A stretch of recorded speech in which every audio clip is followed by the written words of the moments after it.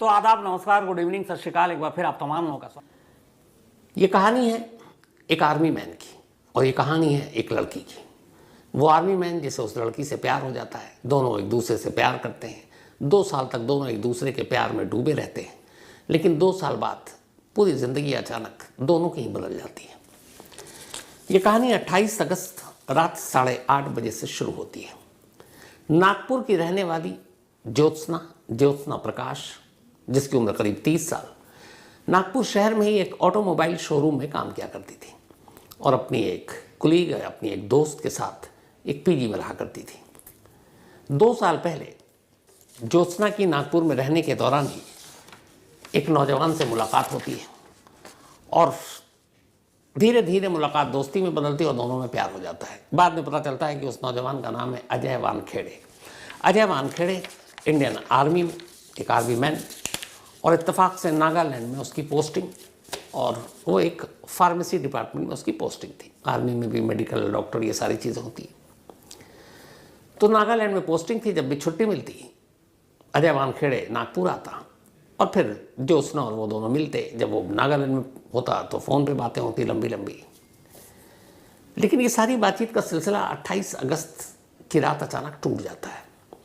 28 अगस्त यानी अक्टूबर का महीना है, लगभग 2-2.25 महीने पहले की बात है। रात के 8:30 बजे थे। ज्योत्सना तब अपनी रूममेट के साथ थी पीजी में। तभी उसके मोबाइल पे कॉल आता है। ये कॉल अजय वानखेड़े की माँ के मोबाइल के नंबर से आया था। अजय के साथ चूँकि इश्क था, प्यार था, दोस्ती थी, उसकी माँ का नंबर भी पता था, माँ के बारे में भी जानती थी।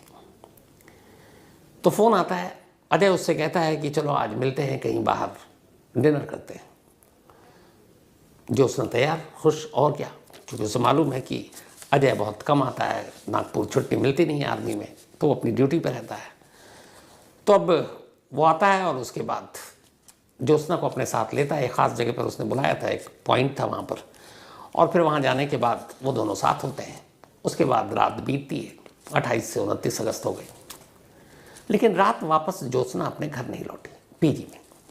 अब इधर इससे पहले भी ज्योत्सना कई बार बाहर गई, लेकिन लेट नाइट आ जाती थी क्योंकि सुबह उसे काम पे जाना होता था। लेकिन जब देर रात हो गई 28 अगस्त को, लौटी नहीं, तो उसकी दोस्त को फिक्र हुई। उसने ज्योत्सना के मोबाइल पे कॉल करना शुरू किया। घंटी बज रही है, ज्योत्सना फ़ोन नहीं उठा रही है। उसे लगा कि शायद नहीं आएगी, हालांकि ऐसा हुआ नहीं था इससे पहले। फिर भी उसने इंतज़ार किया और उसके बाद सुबह हो गई। अब सुबह भी ज्योत्सना नहीं लौटी। उसने पता किया उसके शोरूम में कि वो काम पर गई है कि नहीं, तो पता चला कि वहाँ नहीं आए, और कभी वो एब्सेंट होती नहीं थी, बहुत ही जिम्मेदारी से अपना काम करती थी। तो अब दोपहर हो गई, शोरूम से भी पता चला कि वो पहुँची नहीं है। अब उसकी दोस्त को फिक्र हुई। तब उसने पहली बार ज्योत्सना के घर वालों को फ़ोन किया, चूँकि दोनों पीजी में एक साथ थे, एक दूसरे के फैमिली का इमरजेंसी के नंबर रखते थे एक दूसरे के लिए। तो फैमिली को फ़ोन करके वो सारी बात बताती है कि ज्योत्सना कल रात 8:30 बजे गई है, उसका मोबाइल उसके बाद से बच तो रहा है लेकिन उठा नहीं रही है, और आज वो काम पर भी नहीं गई है। घर वाले ये सुनते हैं, बदहवास नागपुर पहुंचते हैं। उसके बाद जाकर पुलिस स्टेशन में ज्योत्सना की गुमशुदगी की रिपोर्ट लिखा देते हैं। अब 30 साल की ज्योत्सना, पुलिस भी रिपोर्ट लिखती है, और अपनी पुलिस वही है कि जब तक नहीं हो जाता तब तक वो कहाँ कुछ करती है। तो पुलिस ने भी खानापूर्ति के तौर पर रिपोर्ट लिख लिया, कहा कि लड़की आपकी बड़ी है, बालिग है, समझदार है, पढ़ी लिखी है, कहीं दोस्त के साथ गई होगी, लौट आएगी। घर वालों को भी ये था कि ज्योत्सना लौट आएगी क्योंकि मोबाइल बज रहा है। अब पुलिस ने रिपोर्ट लिख लिया, लेकिन कार्रवाई कुछ नहीं की। 20 दिन बीत गए। 28 अगस्त की बात थी। अब लगभग करीब 20 सितंबर के आसपास की तारीख आ जाती है, लेकिन ज्योत्सना का कोई सुराग नहीं मिलता। इधर ज्योत्सना के घर वाले लगातार उसे ढूंढ रहे। उन्हें ये फिक्र है कि अगर वो कहीं गई भी है तो शायद कॉल करे, कभी मैसेज करे, लेकिन न फ़ोन न कॉल, और वो जो घंटी बज रही थी वो भी बंद थी। तो घर वालों को फिक्र हुई। वो पुलिस के पास पहुंचते हैं 20 दिन के बाद मिसिंग रिपोर्ट दर्ज कराने के, और कहते हैं कि साहब आपने अब तक ढूंढा नहीं। अब पुलिस को भी लगता अच्छा 20 दिन हो गए वो लौटी नहीं, उन्हें भी लगा कि यार कुछ अब तो करना चाहिए। तो घर वाले आप कहते हैं कि हमें शक है कि उसको किडनैप कर लिया गया। पुलिस को भी लगा कि एक लड़की बालिग, जवान, पढ़ी लिखी, कोई खबर नहीं, तो हो सकता है किडनैपिंग का मामला, और कल को कुछ हाई प्रोफाइल केस निकल गया तो पुलिस की तो फजीहत हो जाएगी। तो दबाव के में आकर पुलिस ने फिर किडनैपिंग का केस 20 दिन बाद ज्योत्सना का दर्ज कर लिया। अब पुलिस सीरियसली तफ्तीश शुरू करती है। जब तफ्तीश शुरू करती है तो सबसे पहले ज्योत्सना का मोबाइल का लोकेशन कहाँ, 20 दिन पहले भी वो पता कर सकती थी। लेकिन तब नहीं किया। अब जब पुलिस ने पता करना शुरू किया तो बड़ी अजीब चीज़ देखी मोबाइल के पैटर्न के हिसाब से कॉल और लोकेशन। उसने देखा 28 अगस्त को नागपुर में लोकेशन था, 29 अगस्त को फिर वहाँ से कहीं पुणे, फिर 30 अगस्त को कहीं और महाराष्ट्र के अलग अलग शहरों में और अलग अलग डिस्ट्रिक्ट में ज्योत्सना का मोबाइल लगातार एक्टिव था। वो सारे टावर बता रहे थे कि कब कहाँ है। तो पुलिस को लगा कि शायद वो घूमने गई, लेकिन ये बात अजीब थी कि फैमिली से वो कांटेक्ट क्यों नहीं कर रही है। अब पुलिस की परेशानी थी कि भाई लोकेशन अलग अलग जगह पर है, अलग अलग मतलब डिस्ट्रिक्ट में, शहर में, और वो खुद कहाँ है पता नहीं है। आसपास पता गया कि कहीं कोई लाश मिली, लावारिस लाश या कोई गुमशुदा लड़की, उसमें भी कहीं कुछ पता नहीं। अब पुलिस के हाथ हर तरफ से खाली, और इधर अब घर वालों का दबाव बढ़ता जा रहा है, क्योंकि जैसे जैसे दिन बीत रहे हैं, अगर किडनैपिंग का केस है तो किडनैपिंग में सबसे ज़्यादा खतरा इसी बात का होता है कि वक्त पे अगर आप न छुड़ा पाए तो फिर सामने वाले की जान को खतरा होता है, क्योंकि किडनैपिंग के केस में ज़्यादा दिन तक एक जिंदा इंसान को बंधक बनाकर रखना सबसे मुश्किल काम होता है। ऐसी उलझा हुआ केस और एक कहानी है कोको एफएम के ऑडियो लर्निंग प्लेटफॉर्म पर, godman that kills the Shakira Khalili murder case. ये पूरी कहानी, हैरान करने वाली कहानी, कोको एफएम के ऑडियो लर्निंग प्लेटफॉर्म पर, godman that kills the Shakira Khalili murder case. अगर आपको भी क्राइम स्टोरीज में खो जाना है तो आपके लिए एक ज़बरदस्त मौका है। रिसेंटली कोको एफएम पर कुछ amazing crime audio books I हैं और यकीन मानिए ये बहुत ही ग्रिपिंग है। चाहे आपको डिटेक्टिव मिस्ट्रीज, ट्रू क्राइम या थ्रिलर पसंद हो, कोको एफएम पर सब कुछ मिलता है। अब कोको एफएम आपके लिए एक special 14 days free trial subscription लेकर आया है, जहां आपको इसके साथ ही प्लस 999 कॉइन्स भी मिलेंगे। लेकिन ध्यान रहे, ये ऑफर सिर्फ पहले 500 लोगों के लिए अवेलेबल है। तो अगर आप इन थ्रिलिंग कहानियों में डूबना चाहते हैं तो देरी मत कीजिए, वीडियो के डिस्क्रिप्शन में दिए गए लिंक पर क्लिक करें, कूपन कोड CMTK10 का यूज करें और आज ही अपना फ्री ट्रायल शुरू करें। आपको 999 फ्री कॉइन्स मिलेंगे। अगर आप बिना मेरे कूपन कोड के अप्लाई करेंगे तो आपको सिर्फ 7 डेज का फ्री ट्रायल मिलेगा। सोचिए, आप 14 दिन जितनी चाहें उतनी क्राइम ऑडियो बुक सुन सकते हैं, वो भी बिल्कुल फ्री। यह आपके कम्यूट, वर्कआउट या फिर एक शांत शाम को और भी एक्साइटिंग बनाने का परफेक्ट तरीका है। लेकिन याद रहे, वक्त तेजी से निकल रहा है और एक बार जब ये फ्री ट्रायल स्लॉट्स खत्म हो जाएंगे तो फिर ये मौका हाथ से निकल जाएगा। तो इस औसम मौके को मिस न करें, अभी अपना फ्री ट्रायल लें और क्राइम की बेस्ट स्टोरीज सुनना शुरू करें। After 14 days the subscription plan will be activated. तो अब कॉल डिटेल देख लिया पुलिस ने, पूछा किसी और से दुश्मनी ये वो कुछ नहीं। अब इसके बाद पहली बार पुलिस उस लड़की से भी पूछताछ करती है जो उसकी रूममेट थी, पार्टनर। उससे पूछती है कि अच्छा उस दिन बताओ 28 अगस्त लाश देखा गया, कहाँ गई, क्या बताया। उसने कहा ये नहीं बताया था कि किसके साथ गई, बस एक कॉल आया था उसके बाद चली गई। अब पुलिस ने वो सारे कॉल निकाले, उसमें भी कई नंबर थे। फिर पुलिस ने तब तक उस सारे कॉल को कहा कि इसके डिटेल निकालो, इसके लोकेशन निकालो, और उससे पूछा कि अच्छा आप ज्योत्सना के बारे में बताओ। तब उसने बताया कि सर एक लड़का है जिसके साथ ज्योत्सना रिलेशनशिप में है। पूछा गया भाई क्या नाम है, तो पता चला कि उसका नाम अजय वानखेड़े है और वो इंडियन आर्मी में है और नागालैंड में पोस्टेड है। उधर जब मोबाइल की कॉल डिटेल निकाले गए तो पता चला कि 28 अगस्त की रात जो आखिरी कॉल आया था ज्योत्सना के मोबाइल पर, वो अजय वानखेड़े की माँ का नंबर था। तो अब दो चीज़, एक रिश्ता दोस्त ने बनाया, दूसरा मोबाइल दोस्त ने बनाया। अब जब ये दोनों चीज़ें पता चली तो आगे की पूछताछ के लिए पुलिस ने कहा कि भाई अजय वानखेड़े से पूछताछ कर लेते हैं। पता चला कि अजय वानखेड़े तो वापस पहुंच गया है नागालैंड और अपनी ड्यूटी ज्वाइन कर चुका है। पुलिस ने नागालैंड में इंडियन आर्मी के उस टुकड़ी से जो भी जहाँ वो काम करता था उनसे कांटेक्ट किया, अजय वानखेड़े के बारे में पूछा, तो पता चला कि अजय वानखेड़े है तो वहीं लेकिन हॉस्पिटल में एडमिट है। पूछा गया क्यों, तो पता चला कि उसको शुगर है और भी कुछ चीज़ें हैं और वो काफ़ी दिनों से एडमिट है। पुलिस को लगा ये क्या मतलब अजीब इत्तेफाक है कि इधर वो गायब है उधर वो एडमिट है, इन दोनों का कनेक्शन क्या है। फिर भी पुलिस ने कहा कि भाई उससे पूछताछ करनी है। उन्होंने आर्मी से परमिशन मांगी, हमें पूछताछ करनी है।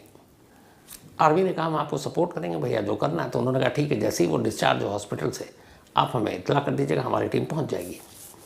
आर्मी ने कहा ठीक है। नागपुर पुलिस के कंसल्ट जो भी थे उनका नंबर रख लिया। अब इसके बाद नागपुर पुलिस हाथ पे हाथ धरे हुए कि उधर से कॉल आए, इन्फॉर्मेशन आए तो वो जाए। तभी एक दिन कॉल आया, लेकिन ये कॉल और भी ज़्यादा हैरान करने वाला था। नागालैंड की उस जो जिस हॉस्पिटल में एडमिट था आर्मी के ही, वहाँ से फ़ोन आया कि भाई वो उसकी तबीयत तो ठीक नहीं थी, एडमिट ही था, लेकिन अचानक वो हॉस्पिटल से गायब हो गया है और वो हॉस्पिटल में है नहीं। अब नागपुर पुलिस को ये बात बड़ी अजीब लगी कि हॉस्पिटल में था, भाग गया। उसे ये भी पता है कि पुलिस को पूछताछ करनी है, फिर भी पुलिस को लगा कि भागा नहीं होगा, आएगा। लेकिन पुलिस की गलतफहमी फ़ौरन दूर हो गई।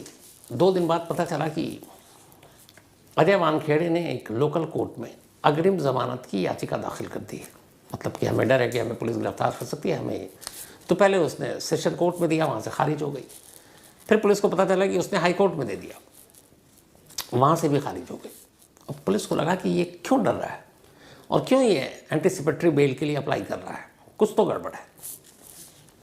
अब पुलिस उसे ढूंढ रही है, लेकिन दोनों तरफ से इधर बेल खारिज और उसमें टाइम लगा। 28 अगस्त का ये वाक़या है। 20 दिन के बाद किडनैपिंग की रिपोर्ट लिखी जाती है। 20 दिन के बाद पुलिस तफ्तीश शुरू करती है। पूरा सितंबर बीत गया, अब अक्टूबर का महीना आ गया। अब इस अक्टूबर के महीने में उधर से वानखेड़े भी आर्मी बेस से अपने गायब है, और उसके बाद वो लोअर कोर्ट फिर हाई कोर्ट भी पहुंच चुका है, वो भी कैंसिल। अब पुलिस उसे ढूंढ रही कि भाई कहाँ है ज्योत्सना, उसका पता तो चले और वही बता सकता है। पुलिस उसे तलाशी कर रही थी कि तभी अचानक अभी 20 अक्टूबर को एक रोज़ अचानक अजय वानखेड़े खुद नागपुर पुलिस के सामने आता है और सरेंडर कर देता है। कहता साहब आप लोग मुझे ढूंढ रहे थे, मुझे लगा आप मुझे गिरफ्तार करेंगे, पता नहीं क्या क्या इल्ज़ाम लगाएंगे, तो इसलिए मैं एंटीसिपेटरी बेल के लिए गया था। मुझे कई लोगों ने कहा था कि आप जिस तरीके से मुझे ढूंढ रहे हैं तो अरेस्ट करके कोई भी केस लगा सकते हो, तो मैंने अपने डिफेंस के लिए गया था। पुलिस को ये बात गले उतरी नहीं। फिर पुलिस ने पूछा कि अच्छा ये बताओ ज्योत्सना के साथ तुम्हारे रिश्ते क्या हैं? तो उसने ज्योत्सना के साथ अपने रिश्ते बताए। उसने कहा कि हम दोनों की दोस्ती 2 साल पहले हुई थी, और इस दौरान में पुलिस अजय वानखेड़े की पूरी कुंडली निकाल चुकी थी। पता चला कि वो ऑलरेडी 3 शादी कर चुका था, 3 बीवियों को छोड़ चुका था।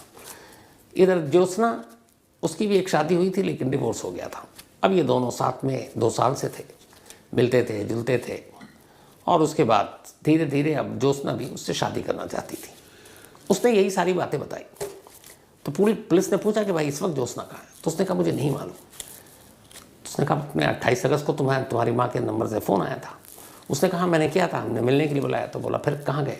उसने कहा मिलने के लिए एक होटल में गए थे नागपुर में, होटल में रुके और फिर लेट नाइट होटल को चेकआउट कर दिया और वापस ज्योत्सना को मैंने कहा तुम घर जाओ, मैं अपने घर जाता हूँ, और उसके बाद मैं कुछ नहीं जानता हूँ।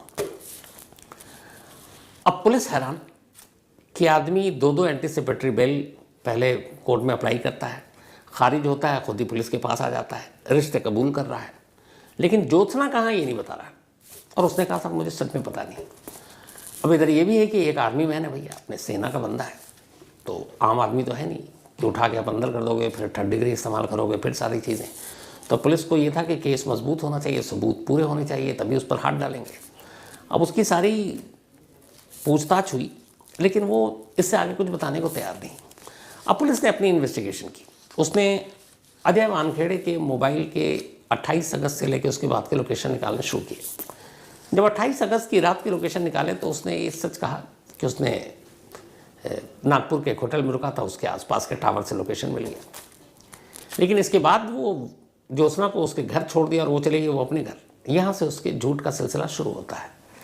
पता चला नहीं, होटल से निकलने के बाद ज्योत्सना और इन दोनों के मोबाइल का लोकेशन एक ही जगह था पूरी रात। और वो जगह कहाँ थी? नागपुर के आउटस्कर्ट में एक ऐसे हाईवे पर जहाँ पे दोनों तरफ जंगल है। अब जंगल में दोनों रात को क्या कर रहे हैं? यहाँ से पुलिस का माथा ठनका, लेकिन इसके आगे और कोई सुराग नहीं मिल रहा है सिवाय लोकेशन के। अब इसके आगे की कहानी जानने के लिए पुलिस को किसी न किसी सूरत में अजय वानखेड़े से अब पूछताछ करना मजबूरी था। और ये भी कि अब भूल जाओ कि ये आर्मी मैन है, एक आम सस्पिशियस सस्पेक्टेड संदिग्ध इंसान के तौर पर उससे पूछताछ करनी है। पुलिस ने खेल खेला, बताया कि देखो यार तुम्हारा ये जो लोकेशन है ना 28 अगस्त की कहानी, आधी तुम सच बोल रहे हो, आधी झूठ बोल रहे हो। तुम होटल तक गए वो भी बात सही है, उसके बाद लेकिन तुमने ज्योत्सना को घर नहीं छोड़ा और ज्योत्सना घर नहीं गई, बल्कि तुम दोनों एक साथ थे और तुम्हारा लोकेशन इसी शहर के आगे एक जंगल में हाईवे पर जाकर मिलता है। आखिरी ट्रेस वहीं हुआ है। और उसके बाद फिर जो ज्योत्सना के मोबाइल का लोकेशन है वो अलग अलग शहर दिखा रहा है नेक्स्ट डे से अगले 2-3 दिनों तक। तो उसने कहा नहीं मैं तो 2-3 दिनों तक इन शहरों में नहीं था, आप चाहे तो मेरा मोबाइल देख लीजिए।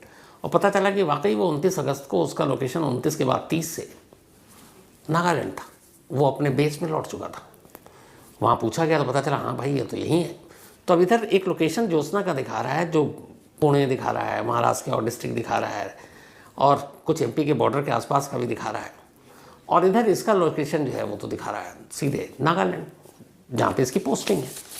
अब पुलिस को एक गुत्थी समझ में नहीं आई, लेकिन ये है कि इसके अलावा और कोई सस्पिशियस नहीं। जो कॉल डिटेल रिकॉर्ड था उसमें भी निकाला, इनके अलावा लास्ट कॉल किसी का नहीं, इससे पहले का कोई नहीं, मतलब शक के दायरे में कोई अभी तक है ही नहीं। तो एक ही बंदा है और उसी से सब सच उगलना है, उगलवाना है, और वो भी उसी के ज़रिए, क्योंकि आपके पास और कोई प्रूफ सबूत है ही नहीं। अब उसी से सारे सबूत को जिंदा करना, पैदा करना है। तो पुलिस ने उससे फिर अपने तरीके से पूछताछ की और उसे बताया कि देखो हमारे पास सारे एविडेंस आ गए हैं और वो सब तुम्हारे खिलाफ है। अब तुम्हारा कोर्ट मार्शल तो अलग होगा, इधर हमारे इंडियन लॉ के हिसाब से एक जो मर्डर या किडनैपिंग दोनों में से कुछ है, वो तुम अंदर जाओगे। आखिरकार बड़ी मुश्किल के बाद ये आर्मी मैन टूटता है और पुलिस से कहता है जब ऐसे ही है तो चलो मेरे साथ। इसके बाद वो 21 अक्टूबर को पुलिस टीम को लेकर अपने साथ उसी नागपुर के आउटस्कर्ट में ले जाता है, एक हाईवे पर। उस हाईवे के करीब गाड़ी रोकी जाती है, वहाँ से पुलिस टीम के साथ वो पैदल चलता है, जंगल के अंदर जाता है और एक जगह जाकर इधर उधर देखता है। और फिर एक जंगल के एरिया में अमूमन मिट्टी और बाकी चीज़ें होती हैं, पौधे होते हैं, कांटे होते हैं। वहाँ एक छोटा सा ज़मीन के ऊपर एक सीमेंटेड प्लेस थी, उसके ऊपर ऐसा लगता था जैसे किसी ने सीमेंट से कुछ बना दिया है। वहाँ रुकता और पुलिस को इशारा करता है, कहता है इसी सीमेंट के नीचे ज्योत्सना है। अब पुलिस उसे लगा ज्योत्सना कहीं है, ये कुछ और कहानी सुनाएगा, लेकिन वो कह रहा है सीमेंट के नीचे। फौरन बुलाया गया, सीमेंट खोदा गया, वहाँ ज़मीन खोदी गई और अंदर से कंकाल मिलता है। उस कंकाल के साथ जो कुछ चीज़ें मिली, ज्योत्सना के भाई और घर वालों ने फ़ौरन पहचान लिया वो कंकाल ज्योत्सना का था।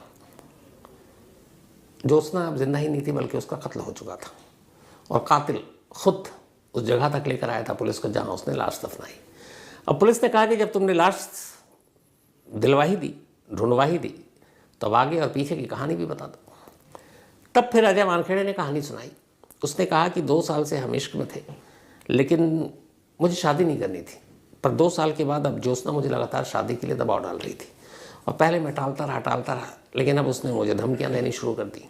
अमूमन ऐसे केस में यही होता है। तो मैं तंग आ गया। फिर मैंने तय किया कि इससे छुटकारा पाने का एक ही तरीका, क्योंकि फिर उसने ये भी कहा था कि तुम्हारे आर्मी के सीनियर अफसरों को तुम्हारी शिकायत कर देंगे और बताएंगे तुमने मेरे साथ चीट किया और भी सारी चीज़ें। तो वो घबरा गया। उसने कहा अब इससे छुटकारा पानी है। और इत्तेफाक से एक आर्मी मैन और एक आशिक होने के साथ साथ वो फिल्में भी देखता था।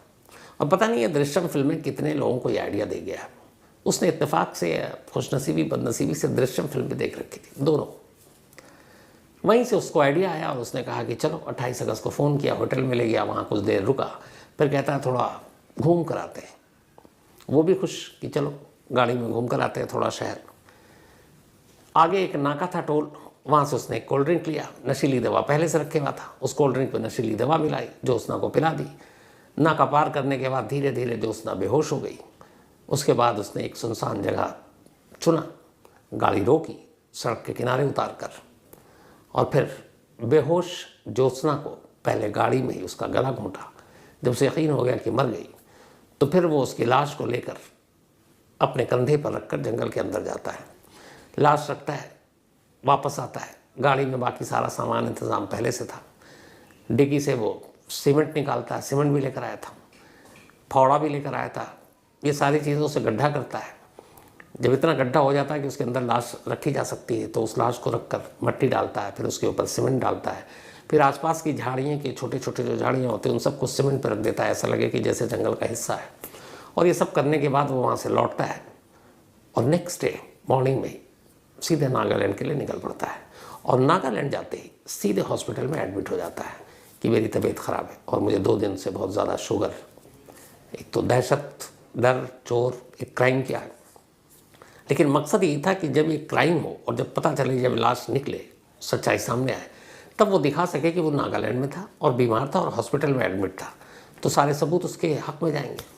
दूसरा दृश्यम से उसने ये जो आइडिया लिया, जब ये सब कुछ कर लिया उसने, तो उसके बाद ज्योत्सना का मोबाइल उसने अपने पास रखा और ज्योत्सना के उस मोबाइल को लेकर वो फिर लौटा और नाका और टोल के पास अमूमन गाड़ियाँ रुकती हैं, टोल जब आप कटाते हैं तो वहाँ उसने गाड़ी रोकी, गाड़ी रोककर थोड़ी देर इंतज़ार किया। फिर उसने उन ट्रकों की तरफ ध्यान दिया जो ट्रक लंबी लंबी दूरी पर जाते हैं, पता चल जाता है सामान लोडेड है। फिर उसने ऐसी एक नेशनल परमिट वाले ट्रक को देखा जो टोल पे खड़ा था, वो चुपचाप से ट्रक के पीछे गया, रात का अंधेरा था, मोबाइल को साइलेंट मोड पे डाला जो ज्योत्सना के, और उस ट्रक के अंदर उस मोबाइल को फेंक दिया। अब जहाँ जहाँ ट्रक वहाँ वहाँ मोबाइल का लोकेशन, यही करना था कंफ्यूज पुलिस को कि ज्योत्सना अभी यहाँ है, अभी वहाँ है, अभी वहाँ है, अभी यहाँ है, जबकि कातिल कहीं नहीं है। वहाँ के बाद सीधे नागालैंड में है और अस्पताल के बिस्तर पर है, तो कोई भी सबूत उसके खिलाफ जा ही नहीं सकता। तो वो ज्योत्सना का मोबाइल जो घूम रहा था उस चलते ट्रक में, उसी ने पुलिस को उलझा दिया कि इसका लोकेशन तो अभी यहाँ, अभी यहाँ, अभी यहाँ, और जब लोकेशन है तो इसका मतलब है वो जिंदा है, घूम रही है, ठीक है। और इसी लापरवाही ने इस केस को, कहाँ 28 अगस्त का मामला था और 20 अक्टूबर को ये केस वर्कआउट हुआ है, लगभग 2 महीने बीत गए। आर्मी मैन को पकड़ लिया गया है और अब आर्मी मैन इस वक्त पुलिस कस्टडी में है, पुलिस पूछताछ कर रही है, उस मोबाइल को भी बरामद करने की कोशिश कर रही है जो इस केस में एक बहुत बड़ा सबूत हो सकता है। और अब ये मामला फिर कोर्ट में जाएगा। तो कई बार ये देखा गया है क्राइम वर्ल्ड में, जुर्म की दुनिया में, या वैसे भी हमारी आपकी दुनिया में, कि जो क्राइम होता है उसके लिए ज़रूरी नहीं इंसान होना सिर्फ काफ़ी है। फिर वो पुलिसमैन हो, आर्मी में हो, कोई भी हो, किसी भी पेशे में, क्योंकि हर इंसान जो वर्दीधारी भी होता है उसके अंदर भी एक सीना है, एक दिल है, वैसे ही रगों में खून है, वैसे ही सोच है, सब कुछ वैसे ही होता है। तो इसलिए क्राइम कब कौन कहाँ कर जाए प्रेडिक्ट करना सबसे मुश्किल काम होता है। और सबसे अजीब बात हैरानी की है कि पता नहीं ये दृश्यम फिल्म को कब की कब आ गई, लेकिन अब भी कम से कम दर्जन भर से ज़्यादा ऐसे क्राइम तो सिर्फ इस फिल्म से इंस्पायर होकर लोगों ने कर डाले हैं। और अभी पता नहीं दृश्यम 3 भी आ रहा है, उसके बाद पता नहीं क्या हो।